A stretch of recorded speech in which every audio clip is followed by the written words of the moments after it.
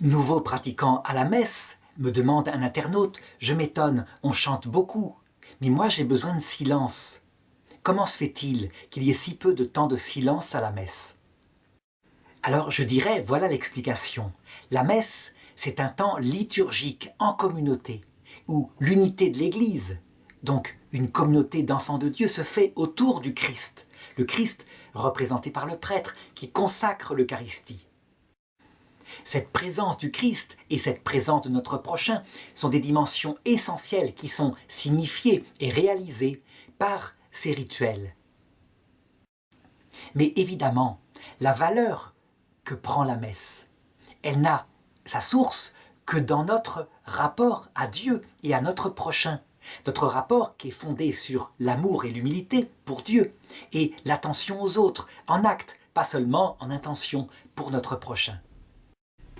La conséquence, c'est que si nous assistons à une messe où il y a des familles avec des enfants qui font du bruit, etc., eh bien, nous devons d'autant plus en profiter pour que la source d'eau vive qui est dans notre cœur, ce silence, soit présent. Et ce silence n'est pas du tout conditionné par les bruits autour de nous. Il est présent parce que nous avons le Seigneur présent en nous. Et donc, il y a un exercice à faire d'intériorisation dans ces messes, afin d'en retirer tous les fruits, sans en perdre les dimensions de communauté chrétienne complète.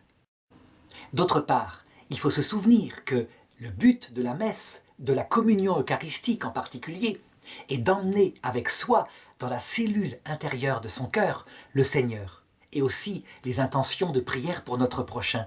Si bien que la messe, elle ne s'arrête pas après l'heure de cérémonie du dimanche. Elle continuera toute la semaine chez soi.